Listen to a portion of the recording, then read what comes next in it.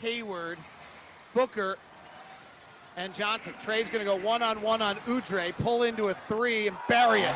Oh, my. Take that and wind it back. Right in his face. Oh, that was filthy.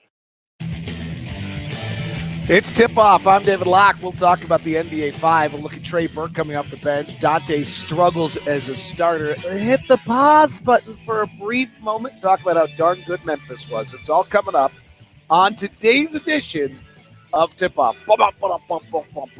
Pow! Hope you're all well. I'm David Locke, radio voice of the Utah Jazz, Jazz NBA Insider. We do this podcast each and every morning. If you could take a moment, give us 5 stars on Stitcher or on iTunes or wherever it is you might listen to this, on whatever podcatcher you're using, please do. It greatly helps us out. Plus, you can follow us on the social networking world. I'm David Locke on Facebook as well as Locked On Sports.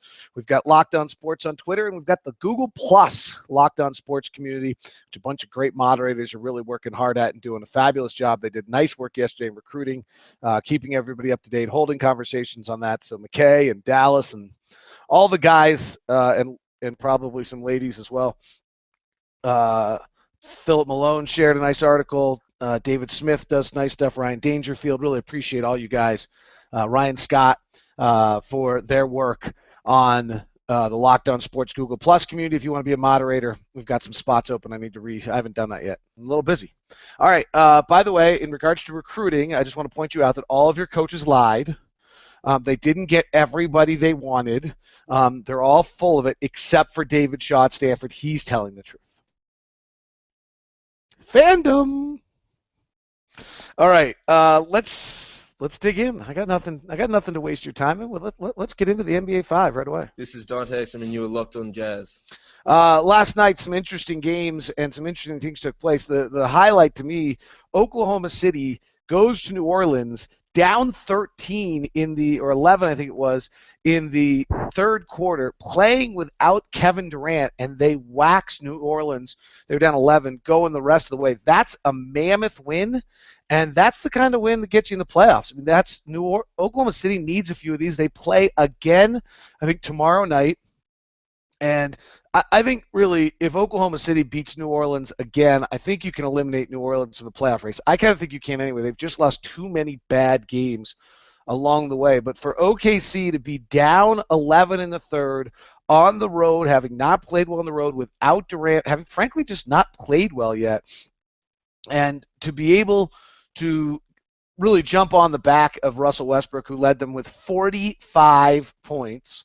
They outscored the Pelicans in the second half of that game, 51-34. And in the second half, 20 points, 4 rebounds, 5 assists for Russell Westbrook. Serge Ibaka doing his job, going 6 of 7 for 13 points. The two of them combined for 33 points, while the Pelicans scored 34. Tyreek, 2 of 11, the defense shutting him down.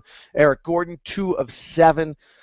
Remember, New Orleans is without the services of Drew Holiday. Ryan Anderson goes 3 of 10. He did hit the threes to get 10 points out of it, but they really waxed them in, and the Ryan Anderson offensive lineup got shut down when Anderson, Davis, and Evans were on the floor. It was about a minus 17 in that second quarter. Or second half. So I left last night's game thinking that Memphis was all that, and then Golden State decided to slap me across the face and quickly remind me that as great as Memphis is with so many different things to them, Golden State is just on a different plane, led by Steph Curry's 26 in the third. He goes 10 of 16 from 3 last night. He scores 51 points on 26 shot attempts last night. Ridiculous. Draymond Green guarded Dirk Nowitzki last night, and Dirk was 4 of 15. Dirk only played 29 minutes last night, but he went 4 of 15. They threw the ball around a little bit late. Ended up, I think, Dallas had some key turnovers, though they only ended up with about 8 in the game. They took care of the ball until kind of late in that ball game. I was listening to that game on the drive home. Adam Silver was on with Tim Roy on the Warriors broadcasting group, and I got to say, I left with 2 impressions. One, I would say, almost certainly we're having some sort of a schedule change next year. I don't know what it is, but it was very clear listening to Silver that the back-to-backs and the 4 games in 5 nights are bothering him. I would guess we shorten the preseason. I would guess that we go down to 4 preseason games, add about 10 days on the front side of the schedule, on the back side of the schedule, and get rid of some back-to-backs that way. Would be, for the way Silver was talking, he talked about preseason, he talked about superfluous stuff. The other one that he mentioned on more than one occasion was we need to make sure that our best teams make the playoffs. That our best teams make the playoffs. I mean, Indiana is playing well in the East and probably going to make the playoffs. They're not one of the best teams in the NBA. If the Jazz, who are going to finish 11th or 12th in the West, were in the East, they would make the playoffs. I have the whole system. I might have to build it and publish it today on what the NBA needs to do. I think that we still have got to have some regional rivalries. I think there's great value in rivalries. Now, more often than not, the NBA rivalries are dictated based on talent, but it would be nice if we had some sort of element of rivalries. And from there, I think you then pod system this into 6 pods of 5 with 30 teams, and you play the pods. So, for example, some years you play the Pacific Division pod 2 games home and 2 games away. But other years you just play them 1 game home and 1 game away. And then you play the Atlantic 2 games home. It would increase the travel, would be the downside, but I think it would improve the fan experience. I think it would eliminate conferences, and you have the division winner actually might matter. You have 16 playoff teams. The 8 division winners, or excuse me, the 6 division winners get in. You add that to have some sort of an element of it from a fair scheduling standpoint. You'd actually all be playing the same amount of games against people, Carmelo Anthony would be shown, Kevin Durant would go to more places. There'd be some variance one season, another that's a little different. I like it. I built it. I like it. I think that's the answer.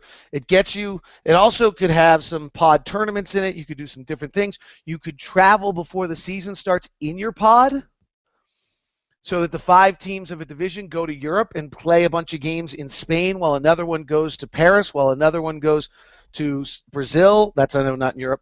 And another, right, and do some things in that nature and start the year overseas. That's actually would be my suggestions. We all start the year overseas to open the season. So anyway, it sounds as though Adam Silver's planning to make significant changes to this league. That was the takeaway I had listening to Tim Roy.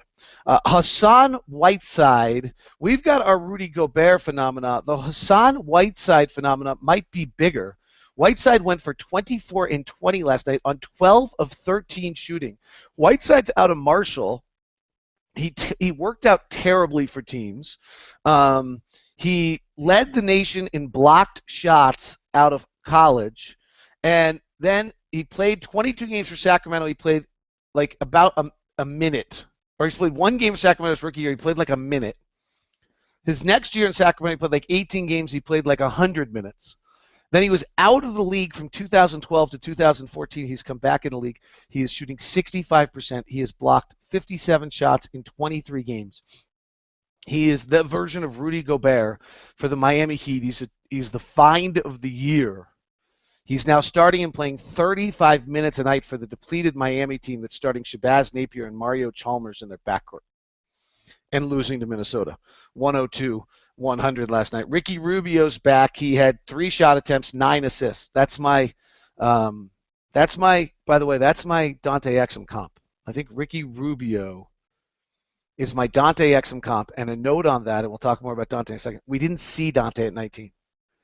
We saw Ricky Rubio at 21 come into this league, shoot 36%, 34% his first year, be a little overwhelmed.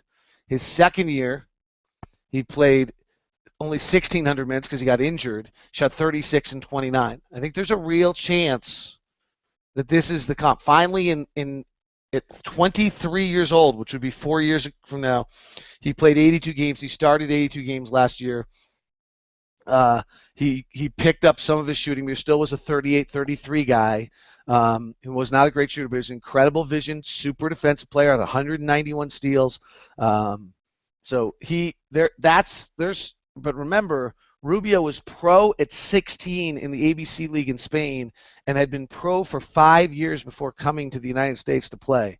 We're seeing, I think that's a similar play, and I think, I'm admitting here a little bit is that the shooting of Dante is concerning.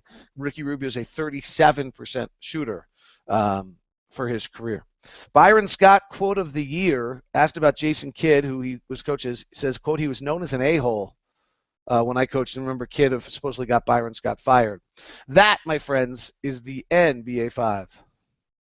This is Ian Clark, and you are locked on Jazz. Thank you, Ian. Let's take a look at win probability from last night. That's kind of our new thing. I don't think it's great, by the way. I just want to clarify this. I think it's interesting.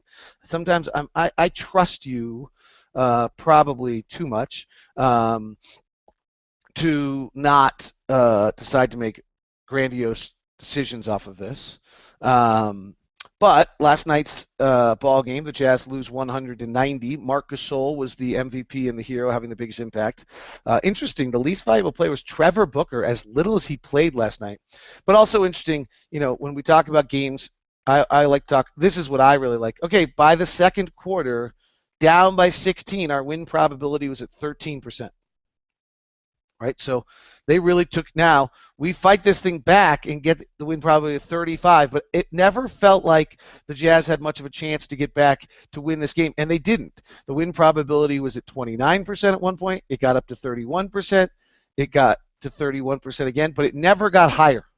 Once we kind of fell on the wrong side of that second quarter run, where it was 46-41, Favors hits the free throws, and then next thing you know, boom, it's 56-41. That 10-0 run in the second quarter really ended this ballgame. And that's where I think this win probability is really interesting. You can start looking at other things. You'll talk about other aspects of it. But we never got back to more than 30% chance to win last night. We worked our way back. Andy Larson writes something interesting about the rubber band effect in Salt City Hoops today. Memphis was really in control of this game the whole way. I thought Memphis was just fabulous. Gasol had a 10% impact. This again is win probability added. It's due to made missed shots, getting fouled, made missed free throws, turning the ball over. So it does not impact defense, plays at the rim, some of those kind of things. Understand it's a little flawed, but it tells you a little bit who played well. I thought it was interesting. Bino Udrich and Kosta Koufis having a big impact on the game for Memphis. From a Jazz standpoint, Chris Johnson actually had the largest win probability added, followed by Trey, who had a nice night last night. His true shooting percentage was 70% last night on 13 shot attempts. Gordon Hayward followed that. Elijah Millsap, Derek Favors. Rudy had a negative impact last night, as did Joe Ennis and Dante. The Ennis one is interesting to me because I thought Ennis played his first half about as well as he can, but he ends up by the end of the night with a true shooting percentage of just 44%. As he was pretty inefficient last night, which I thought last night's in the quest of still trying to figure out who Ennis is and what Ennis can be. I thought his first half last night was about as good as he can be. And then to see that he didn't, he finished with 16 and 10, but he took 18 shots to get his 16 points last night. So not particularly efficient along the way. Last night you can look and hey, Favors wasn't that impactful in this. No. Memphis is that good. Memphis is doing that to you. You're not having Gordon's night is 5 of 10 50 because it's against Memphis. If you average 19 points a game, then when you play Memphis, you get a 15. Right? And when you play somebody else, you get a 24, and then it comes out to 19. Those two didn't quite add up to 19, but you got it. Actually, it did 19.5. You've got to understand that when you're playing the great teams, and Memphis is a great team. That's the best team I've seen all year. That's the best. Now, they may not win it, but that's the best team I've seen all season long. Your guys didn't have a bad night. Memphis just impacted things. What was impressive to me about the Jazz last night is going to shoot around, watching what was going on, they could not impose their will on Memphis in any form at all. There were some very creative aspects of the game plan. There were some things they wanted to do. It was going to be really interesting to watch. Didn't do it at all. Memphis just dealt with whatever the Jazz threw at them, having all played together. I mean, if you look at them, Conley and Gasol have been together for about 6 years now, and then they added Zach and they added Tony, and they all understand each other. They're high on the continuity scale, and they knew exactly what to do. They assisted on 19 of 23 field goals in the first half, while the Jazz were trying to dislodge them and trick them and do all sorts of interesting things to them, and they just would have none of it. What was impressive to me about Utah yesterday is the fact that while that was going on, they didn't get blown out. Nothing went the way they wanted to. Everything offensively is a slugfest. It's hard to play Memphis, and there was no wilt. There was no back down. There was no rolling over and dying. This has been a very, very impressive stretch by the Utah Jazz. A few other notes from last night. We talk about spacing all the time. I think we got to make sure that we don't. There's two different concepts to spacing. I would say there's spreading the floor and there's spacing the floor. Spacing can be cutting, moving, doing all sorts of things. Spacing is playing the one post, four out, spread, put the guys. Atlanta spreads the floor. I think Quinn would like to spread the floor. Doesn't have the personnel to do it. San Antonio spreads the floor, right? Makes you guard wide. Memphis spaces. Memphis' spacing is every bit as beautiful and fabulous as what San Antonio or Atlanta is doing, and maybe more complicated.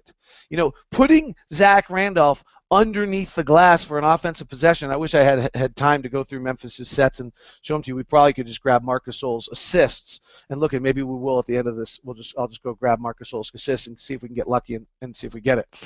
You put Zach Randolph underneath the basket and Gasol up at the top to conduct your space. Now you're running three guys different ways, moving them all around, doing these various things, opening. That's spacing, and that's what we have to learn. And Quinn's very good at this. In practice, you should see Quinn at times when a guy's a step off. And so much of our defensive philosophy is to try to knock somebody a step off of where they're supposed to catch. That's really what we were trying to do last night for a large part, was trying to get Marc Gasol and Zach Randolph to catch in different spots, take away one thing, and force them into. We never could do it. They're that good. Not that we weren't trying or we weren't doing it well. They're that good. So I think that's really important to look into the spacing aspect of things. The other one last night is I'm interested in watching Trey Burke play right now. I like the way he's playing. I like what he's doing. Last night was one of his better nights. 21 points, 3 rebounds, 4 assists, 7 of 13 shooting. The 8 threes a game I love.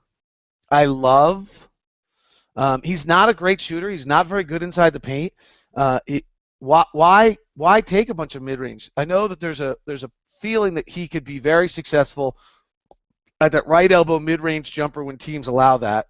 And maybe that's true, but I also love that, since the Milwaukee game, when he's come off the bench, his three-point attempts are 7, 8, 12, 7, 8, 5, 8. I love that. If he's going to shoot this much, bomb the three. Take 45, 50% of your shots from three. That's what I would like to see him do. And I think that there's a real value to what he's doing right now and how he's playing off the bench. There's no question he's a better player than Dante Exum right now. But what I thought I saw last night was he didn't get a rhythm going against Mike Conley. He gets up against Beno Udrih. He gets a rhythm. Then by the time he's got Conley late in the game, he seemed to have a great deal more confidence playing. And Conley's a great defender. And what Trey, who's not ready, nor any more ready than Dante is, frankly, to always match up against Chris Paul and Mike Conley and all these guys, he's getting half of his minutes against guys who are, not as good as Mike Conley. The numbers I couldn't quite find. I guess I could do the splits a little differently. Last night, in the ball game. I put this in Empty the Noggin, and then I double-checked it up on the computer last night. Conley and Aller are two of the best defenders in the league. So he split time last night. And with Conley on the bench, Trey played 14 minutes. And with Conley on the floor, he played 16 minutes. And they ended up going 4 of 7 against Conley. And actually, the Jazz were +9 when that was the matchup. He was 3 of 6 against when Conley was on the bench. But I think it's important for Trey that he's getting 30 minutes a night, and they're now split against the best in each of these guys, whether it's Udre or Conley. I think it makes a big difference on kind of how he plays and what he's able to do in a night. In regards to Dante, let's cool the panic concern. He's playing poorly. He's totally overwhelmed. We knew this. There was really nothing that was going to happen in this season. Let me rephrase this. If Dante was able to go through this run of Chris Paul, Steph Curry, Damian Lillard, Mike Conley, Goran Dragic, and handle it, then he's LeBron James, right? And if you remember, even Kevin Durant and LeBron James, for them, shot, I think, 39, 41% as rookies. So even they struggled. But those were men who entered the league. I know LeBron was a 19-year-old man, but we remember what he looked like. Okay, so Dante's not going to be LeBron James or Kevin Durant. Second of all, so that's the first thing. If he was handling this right now, that's who he is. Let's not kid ourselves. Second thing, the league's better than it's ever been talent and depth-wise. Therefore, these rookies are all having a miserable time. Rookies haven't had a good year in 2 or 3 years. Okay, so then you take the lack of experience from Dante, it's even more so. Third thing, he's not strong enough.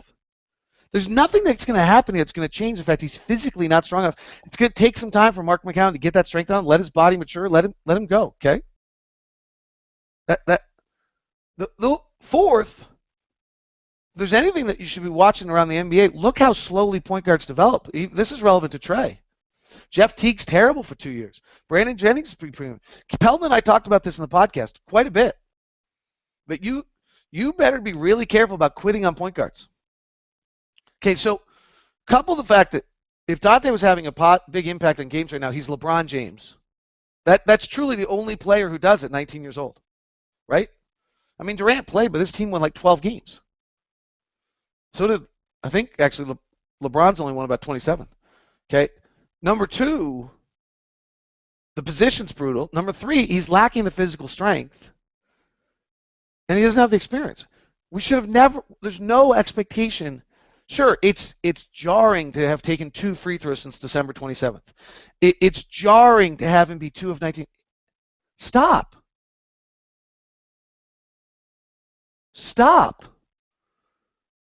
There's nothing that's going on this year with Dante that's actually going to tell you whether he's ready. We've seen it. We've seen the spurt. Okay, that's it. We've seen the vision. That's it. He's going to have to work on his shot. He's going to have to work on his strength. He's going to have to work on understanding the game. He's going to have to. That's time. Stop. I got it. There's a lot of interest about him, but we just actually have to pull up. Just stop. Not even evaluate him again this year. We had this little, and we almost have to stop. This is the pause button message on the team. Things look terrific. The progress is great. The work Quinn's doing, the players' response to Quinn, things are terrific. We still got like a marathon to run. Like, we're not popping from a 50-loss team to a 50-win team in a year, guys. This isn't happening. Like, this isn't going to be next week, next month, next year. There's still lots of hamster runs on the treadmill to get done here. On the hamster wheel we're going to be running on a hamster wheel for another 2 years or so. Adam Silver wants to change the playoff format so that more than 8 teams can make it in the West. That's going to help us a great deal. But it's really we've still got to. I mean, we're way far away from Memphis. We have the most minutes played of, I think, guys under the age, points scored by guys under the age of 23. We have the fewest game experience. We've got a long way to go. So, one, let's not get so excited that we're going to be pissed in 2 months, 6 months, 12 months when the process is still going on. That's really what I'm cautioning you on. And in regards to Dante specifically, just stop. He's not ready. We knew this. We could tell this in Summer League. There might be given nights. If he had turned around and had 14 and 8 last night, he's still not ready. It would have been a fluke. Let him be. Let him play his 20 minutes a night. Let Trey play his 30 minutes a night coming off the bench. I like hiding Dante in the starting lineup right now with the other players. That's really what we're doing. You didn't earn that. And just let him be.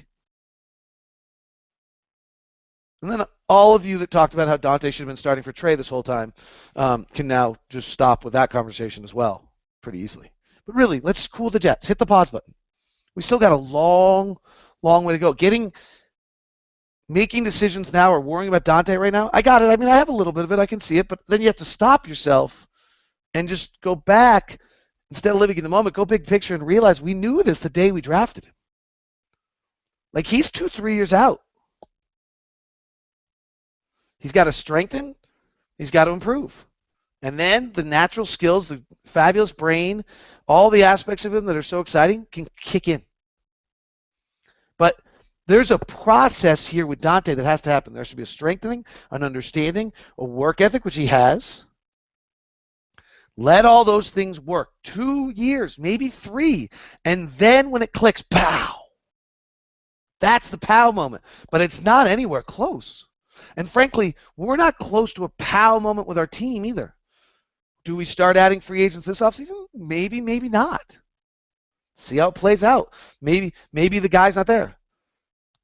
Dennis Lindsay said it will be a duh moment. Maybe the duh moment doesn't happen for a little while. I'm ecstatic about where we are, what's going on. The last week and a half, the game in Portland, even last night, has me really, really excited. But even I have to do, I'm really doing this to myself as much as I am to you right now. But when I get excited, what am I excited about? I'm excited about the progress. What does this mean? It doesn't mean a lot for a while. But it sure means that coming down the road, the pieces are there, the mentality is there, the coaching is there, the fight is there, the internal fortitude is there, the understanding of the game's improving. There's a lot of really positive things going on. But it's a long run. Long, long, long run. All right, let me jump in and take some questions, if any exist today, because I started late.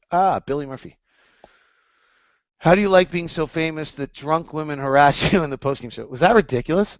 I think you probably even saw, like, Ron turns to her, and she's like, Booney, Booney, Booney. It was pretty funny. I don't know. Maybe they knew each other. I think they might have, because I think they, but, yeah, it's funny. Like, I love the fact we're sitting there talking to the headset and someone's talking to us. How dipped is Dante so far? Over or just right? What would you tell he's being over dipped? He's probably over dipped right now. Let's hope, right. Quinn had a great quote last night.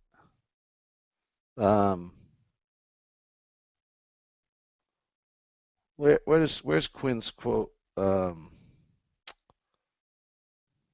Let's see. Let me see if I can find this. This was Trib Jazz. Just a process from him, but as far as losing confidence, I don't lose confidence in him. I really believe in him. I think we all do, and we just have to make sure he doesn't lose confidence. He's frustrated. He knows he's not playing well. So I think I would actually say he's probably a little over-dipped at this moment, and we have to be careful. Right? He's struggling. He's really struggling quite significantly. Thank you for the Pelton podcast. What is the Jazz cap situation this offseason? It depends a little bit if we move Steve Novak here at the trade deadline to clear some space. It depends what happens with Ennis. Whether we pick up Trevor Booker. I would say our cap situation is Let me put my thinking cap on.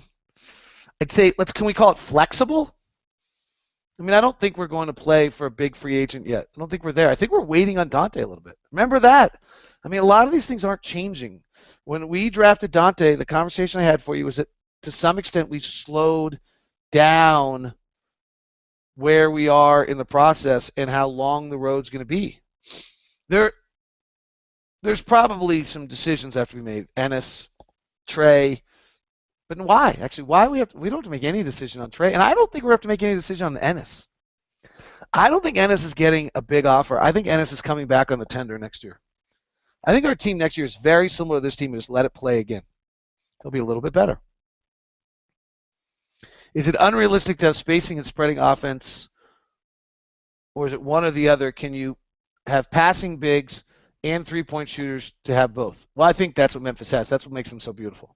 Memphis is terrific. Between Courtney Lee and Conley now shooting well, Conley and Allen defending, Gasol and Randolph's passing. I mean, they had, I think, 9 assists combined last night. Here's the two things that separate Gasol and Randolph right now from any of our 3 bigs. One, they can all hit the 15-footer, whether it's on the right base. Jaeger said it was the right baseline shot that Zach can hit that makes the difference. Quinn talked about they both can hit the elbow jumper. So that at least clears the middle of the floor. You're not dropping off him at 15 feet. Right now, Favors is only okay at that. He's had a really good year. He's made great strides. Cantor should be good at it. He's not right now, but he will be. And Gobert doesn't have that at all. And then the second thing is the Gasol and Randolph are elite passers, as you saw last night. I mean, really elite passers. And Favors is an okay passer. Cantor is a horrific passer. And Gobert's a little risky. So I think that, there's just huge strides that have to be made in that regard. So 2 of them combined for 8 assists. All right, let's see. I said I would do this. I don't know if this is going to work. I didn't plan on this before but let's see if we can see the spacing in the 4 assists by. Great basketball. Great find by Dante Exum on a fast break to find a wide open Hayward. I don't think I'm going to get a chance to turn the volume off here. So, I mean, that's incredible. Can I back that up? I was trying to do something and missed that. Let's see. But let's see, watch Gasol. Actually, I'm going to close this because I want to be able to look at the space. I want to be able to focus on the spacing. So we're going to go to the small window. Here are the 4 assists by Gasol. Great basketball. Great find by Dante Exum on a fast break to find a wide open Hayward. Though for some reason I'm getting no controls today. All right. So there's Gasol back cut, and that's spacing if you see it. Oops. I was checking to see. I don't know why they're not giving me my regular. Oh, I know why I'm not getting controls. No, I don't know why. Let's see if I do this. Ha! There we go. So it's not reacting. I love NBA.com site. Let's see what's going on here. So if you watch, here's the first play again. Gasol gets it here. There's the back end. Look, spread to the corner. Randolph's got Cantor on him. Cantor probably should be off him a little bit to open that up. But, that's just beautiful Gasol passing. All right, here's another one. Marc Gasol goes and sets a subtle pin down left side, doing everything slow motion. Comes to get it. There's the dribble handoff. 2-man game left side. Back to Gasol. There's nothing crazy. Randolph's working the inside. Oh, that's an assist? Wow, that's a cheap assist. We give him out. That's how Stockton set the record. Here we go again.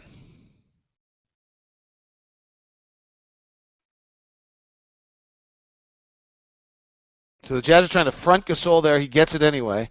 And now, this is really basic basketball.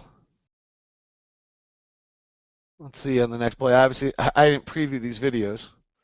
Okay, so here, that's beautifully spaced, right? Lee and Conley on the left side. You had Randolph down on the post, which let Green make the cut. That's just a great play right there. That's a sick, great play by Marc Gasol.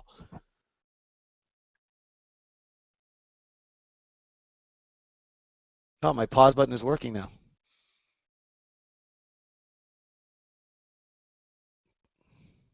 And oh, how good is that? Let's back that one up. How good is this? I know you're on audio. This sucks, but the show's pretty much done. This is just an additive. All right, this is what the Jazz actually wanted to do all night. This is the best defensive sequence they've had.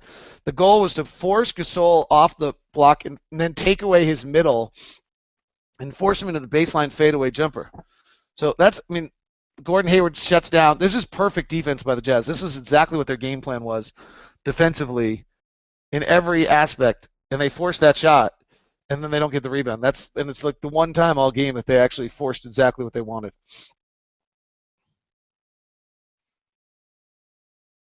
Now look at that. There's the pass from Gasol. Here's Lee. Here's Conley space. Jazz are sagged in pretty well. Cantor's attached to Randolph because you kind of have to be. And you really have to be attached to Randolph because of his offensive rebounding. That's where Cantor can become very valuable, is that Cantor's offensive rebounding is good enough. You have to be attached to him the entire possession.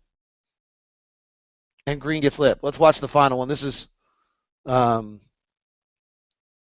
this is spacing without spreading is really the way I would clarify this. And there it is. Passed it. Jazz are pressuring up high. Trey overplays Calathis.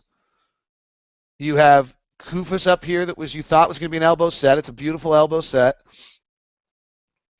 Bounce pass to Gasol. Really, Rudy probably should step out a little bit. Hayward's caught over here on Tony Allen, which he probably isn't going to be on Tony Allen. But look how open this floor is. Right? I mean, you talk about spacing. The paint's wide open. And there's the layup. And Favors comes from the weak side to try to help, and it's over. That's why Memphis is great. That is tip-off today. Hope you enjoyed. Talk to you soon.